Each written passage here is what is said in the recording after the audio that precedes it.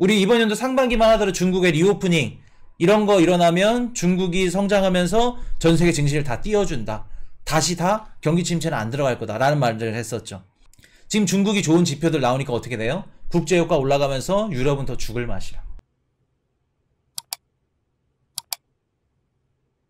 자, 금요일날 일단 시장에 어떤 일들이 있었는지 한번 말씀을 드려볼게요. 자, 지금 보시면 금요일날 일단 중국의 관련된 경제 지표들, 뭐 소매 판매 지표, 산업 생산 지표 괜찮게 나왔습니다. 좋게 나왔어요. 그리고 중국에서 저번 달부터 발표를 중지했던 청년 실업률이 있죠. 그건 아직도 이번 달도 발표를 중단을 했어요. 아마도 한 40% 넘었을 겁니다. 발표 중단하기 전에 한 20%까지 넘었고 아마 30% 40% 8월 9월 이때 이제 중국의 졸업 시즌이기 때문에 아마 더 높게 나올 거예요. 그로 인해서 얘네들이 좀 걱정할 것 같다. 그래서 청년 실업률을 발표를 중단했는데 소매 판매랑 산업 생산 지표는 또 좋게 나왔어. 일단 8월달 소매 판매 지표가 전년 동기 대비 4.6%, 우리 산업 생산이 4.5% 정도 높게 나왔다고 합니다. 높게 나오면서 야, 중국이 이제 밑바닥을 찍었나? 경제 지표들이 밑바닥을 아예 찍은 걸까? 라는 생각들과 이제 분석들이 지금 나오고 있고, 차이신 제조업 구매자 지수라고 요 PMI도 괜찮게 나왔다는 거, 그리고 자동차 판매량도 늘었고 은행의 신규 대출, 이러한 각종 지표들이 전체적으로 좋게 나왔다고 합니다. 중국의 이런 지표들. 근데 이런 중국의 지표들 우리가 좀 믿을 수 있을까?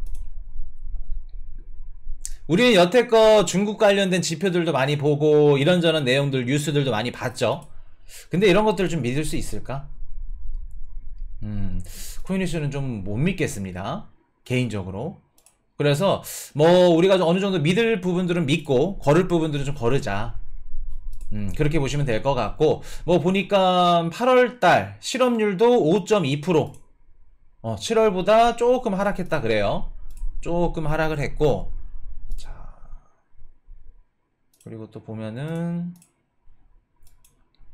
자, 또 뭐가 있을까?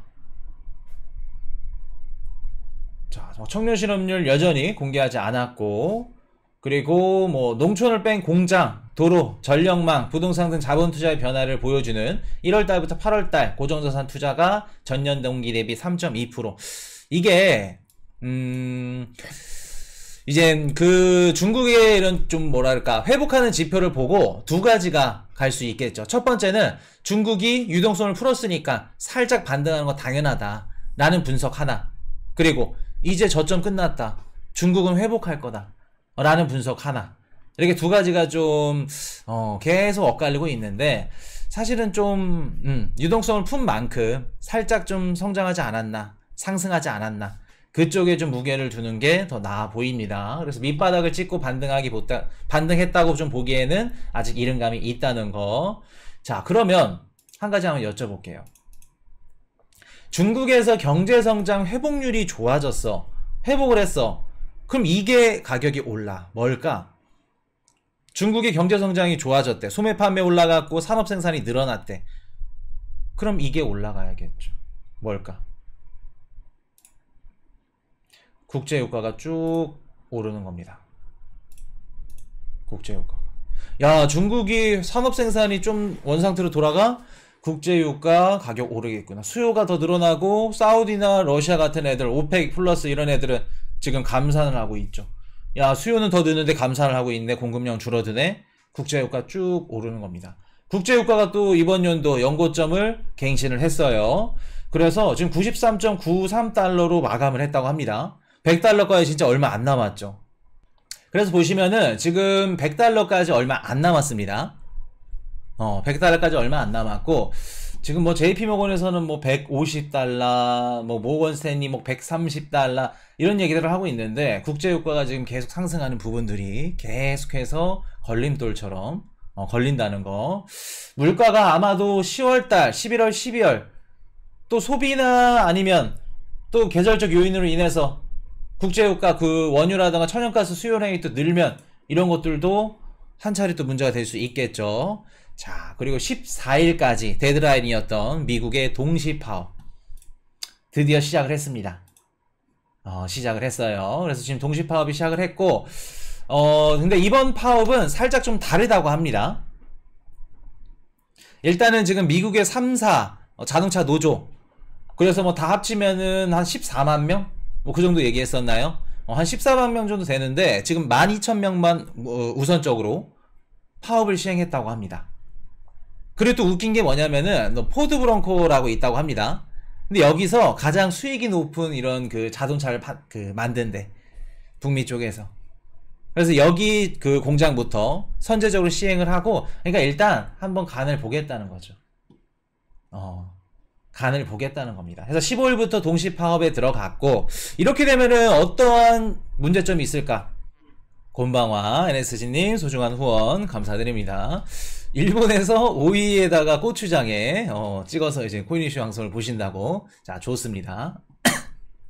자, 지금 미국 자동차 노조들이 파업을 한다 그러면, 그렇죠, 중고차가 신차 생산이 지연되고 그로 인해서 중고차 가격이 또 오르는 이런 부분들이 있겠죠. 그래서 지금 보시면은 세 개사인데 한 개사만 이렇게 좀 협상을 재개하고 있고, 두 개사는 지금 묵묵부답입니다. 아직 뭐 이렇다 저렇다 얘기가 없어요. 그래서 아마 오래 갈 것 같진 않아요. 또 바이든 대통령도 나와가지고 뭐 또 자동차 회사들 기업들이 좀 많이 버는 만큼 나눠줘야 된다, 뭐 이런 얘기들을 하는데, 오래 갈 것 같... 가오니 파파님 멤버십 가입 감사드립니다.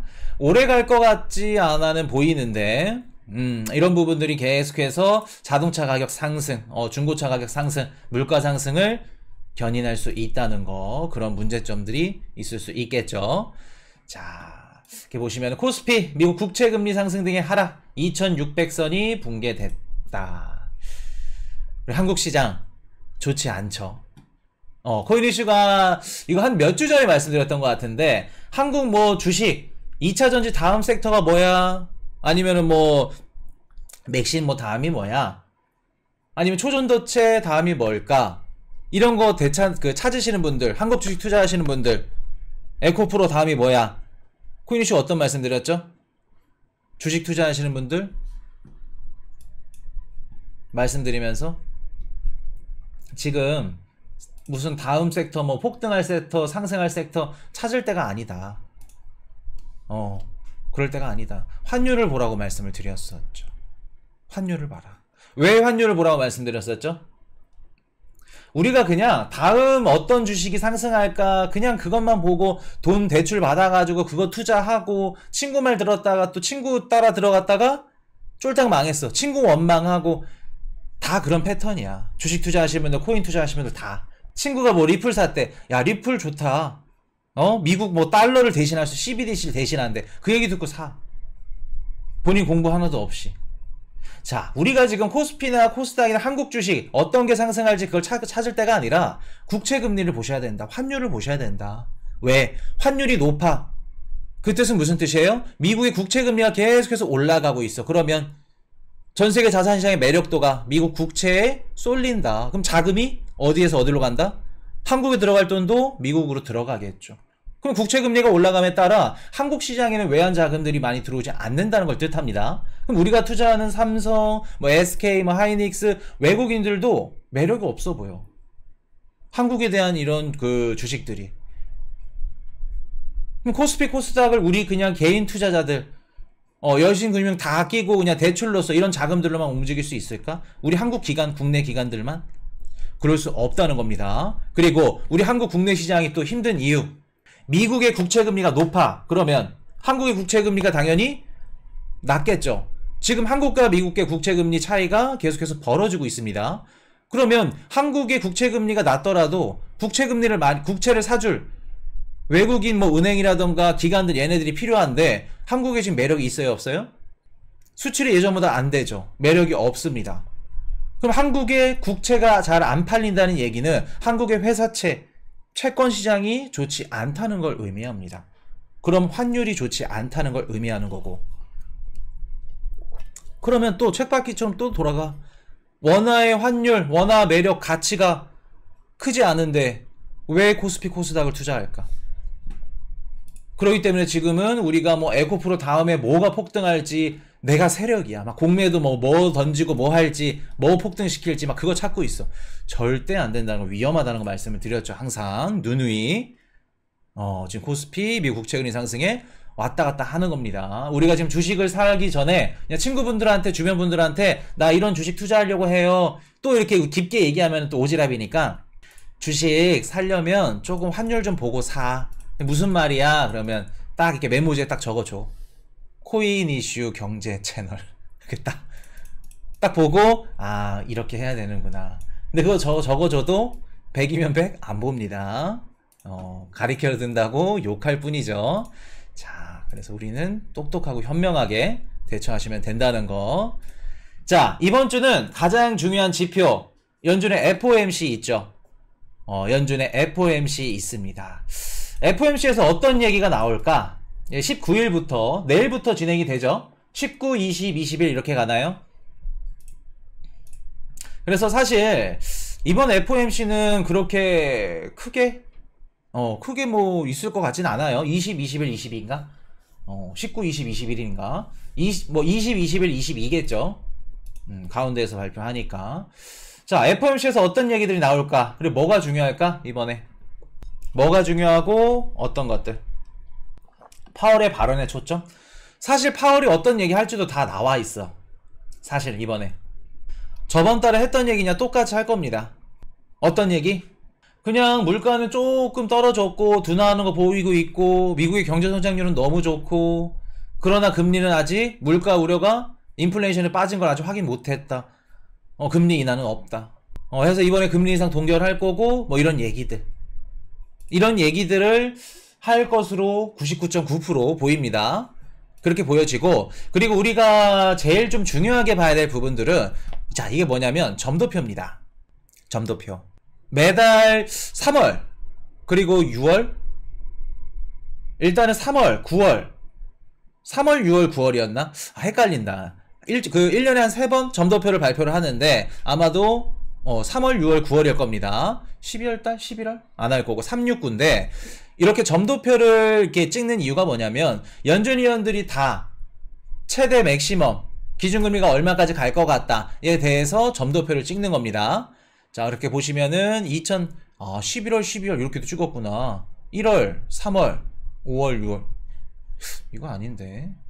무튼 점도표 이렇게 찍는데 이번에 기준금리 내년 점도표 내년 기준금리가 얼마나 인하할 건지 그런 부분서부터 올해 몇 차례 더 인상을 할 건지 이런 부분들이 좀 나올 수 있는 중요한 부분이기 때문에 점도표 우리가 조금 더 좀 중요하게 보셔야 되고 일단 저번에 이제 FOMC 그 점도표 찍었을 때 어떤 얘기를 했냐면 한 차례에서 두 차례 정도 더 금리 인상을 할 수 있다.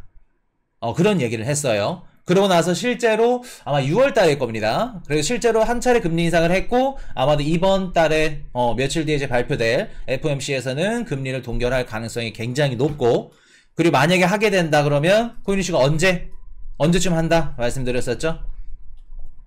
이번 연도 한 차례 한다 그러면 11월 달에 할 가능성이 굉장히 높아 보인다고 말씀을 드렸죠. 지금 미국의 회사채 시장 뒤집어져요. P도 뒤집어지고 경제 상황이 지금 우리가 기사로만 접했던 것보다 훨씬 더 좋기 때문에 한 차례 더 버틸 수 있습니다. 금리 인상 퐁당퐁당. 11월 달에 또 우리 연말에 뭐 크리스마스 데이, 박싱 데이, 선물 데이 이런 소비가 증가할 수 있는 이러한 것들도 있고 원유라든가 천연가스 계절적 요인으로 인해서 수요량이 늘면서 물가가 더 뛸 수 있겠죠. 그래서 그런 부분들을 감안해서 좀 뭐랄까 상쇄시키는 역할을 하려면 11월 달에 선제적으로 좀 한 차례 올려야 된다. 그렇게 보여집니다. 그래서 이렇게 보시면 될 것 같고 자, 요거는 이따가 미국의 1대1로 말씀을 드릴 거고 지금 이제 내일 모레죠. 이번 주 멤버십 영상에서 조금 이제 선물 가격 원유 선물 가격 이런 것 좀 분석하는 거랑 지금 이제 물가가 어떤 식으로 좀 우려가 되는지 그거를 좀 배울 건데 지금 코인 이슈가 제일 우려스러운 부분 중에 하나가 뭐냐면 원유입니다. 국제유가. 석유 수요가 지금 탄탄하다는 거. 우리가 이제 이런 것들을 어떻게 아냐면은 이제 원유를 선물 롱 치고 쇼 치고 이제 하시는 분들은 뭐 아시겠지만 백어데이션이라고 있습니다. 백어데이션이라고 우리가 되게 용어가 다 있어. 그래서 백어데이션이 뭐냐면은 보통 이제 선물 그 계약 같은 경우에는 뭐 한 달 뒤, 뭐 두 달 뒤 미리 가격에 대해서 예상을 하는 거죠. 선물 옵션을 이렇게 미리 가격을 예상을 하는 건데 선물 가격을 미리 떨어질 것 같아. 숏으로 예상을 해. 그러니까 예를 들어서 9월 18일인데 10월달 원유 가격 떨어질 것 같아. 그래서 그렇게 되면은 지금 현물 가격이 선물 가격보다 어떻게 돼요? 떨어질 거라고 판단을 하겠죠. 그럴 때 쓰는 게 백워데이션이다. 백워데이션. 자, 어렵죠? 뭐 그렇게 용어까지는 말 필요 없습니다. 쉽게 말해서 현물 가격이 선물 가격보다 높다는 건 뭔 뜻이에요? 야, 다음 달에 빠질 것 같아. 그러면 그게 백워데이션이다. 근데 이제 그게 뭐를 의미하냐면은 다음 달에 빠질 것 같고 현물 가격이 지금 선물 가격보다 높다는 거는 원유 현물 공급이 지금 시장에서 실제로 부족하다는 의미입니다. 부족하다는 의미예요. 그래서 우리가 근월문들 해가지고 이제 선물 가격 가격 그 조사하고 지금 현물 가격 조사하고 이것저것 봤을 때 지금 석유 우리 그 원유 선물 시장에 석유 수요가 그만큼 탄탄하다. 탄탄하다. 또 반대로 얘기하면 석유 공급량이 굉장히 적다. 실제로 현물 공급이 부족하다는 의미입니다. 이 뜻은 무슨 뜻이에요? 앞으로도 원유 가격이 다음 달, 다다음 달 또 한 차례, 두 차례 또 올라갈 수 있는 가능성이 있다는 거, 이런 것들 보시면 됩니다. 그래서 지금 물가 우려가 참 뭐라 그럴까, 패신저님 멤버십 가입 감사드립니다. 패신저님 멤버십 가입 환영합니다. 지금 이제 원유 가격이 뭐 정치적인 이런 입장들도 다 이렇게 맞물려 있기 때문에 쉽게 떨어지기는 힘들다. 그렇게 보인다. 자, 국제유가가 올라가니까 이게 올라가. 이게 뭘까? 지금 우리 시장의 키포인트. 이게 올라가. 국제유가가 올라가니까 이게 올라가요. 이게 뭐지? 유가가 올라가니까 CPI 올라가고, CPI가 올라가면 뭐가 불안해요? 인플레이션 올라가고, 또 달러 올라가는 게 국채금리. 지금 우리 시장의 제일 주요 쟁점, 국채금리죠. 국채금리가 올라갑니다. 국제유가가 이번 연도 전고점을 갱신했는데 10년물 국채금리도 전고점을 갱신했어요. 4.33%. 자, 그러면 미국의 국채금리가 올라가, 국제유가가 올라가. 우리 저번 시간에 배웠던 유럽은 어떻게 되죠? 유럽은 지금 스태그플레이션의 길을 걷고 있다는 말씀을 드렸었죠. 미국이 뭐 공중파 방송에서 스태그플레이션 걷고 있대. 국제유가가 올라가니까. 말 같지도 않은 소리나 말씀드렸었죠. 유럽이 스태그플레이션 길을 걷고 있다. 성장은 저하되는데 물가는 오히려 반등하는. 그 국제 유가라던가 아니면 천연가스 가격에 가장 민감한 국가들이 유럽 국가들입니다. 근데 국자 에너지 가격이 오른다는 건 유럽의 스태그플레이션 현상이 더욱더 심화된다. 그러면 지금 중국의 소매 판매 지표 증가했고, 산업생산 지표 증가했고, 이렇게 좋은 지표들이 국제유가를 상승시킴으로써 절대 좋지 않은 지표가 되고 있다. 우리 이번 연도 상반기만 하더라도 중국의 리오프닝 이런 거 일어나면 중국이 성장하면서 전 세계 증시를 다 띄워준다. 다시 다 경기 침체는 안 들어갈 거다 라는 말을 했었죠. 지금 중국이 좋은 지표들 나오니까 어떻게 돼요? 국제유가 올라가면서 유럽은 더 죽을 맛이라. 그렇기 때문에 지금 국채금리 조금 더 지켜보셔야 된다는 거. 자, 그리고 6월달 점도표 기준금리 5.5에서 5.75인데 한 번 더 금리 인상을 하겠다는 건지 아니면 그만하겠다는 건지 그런 내용들 중요하고, 뭐 일본, 스위스, 브라질, 중국, 영국 이런 국가들도 통화정책을 같이 시행을 하니까 이런 것들도 달러 강세에 어떤 영향을 주는지 한 번 더 지켜보셔야겠죠. 자, 그래서 이번 주 가장 중요한 건 FOMC 회의가 있겠습니다. Hey, I got a confession.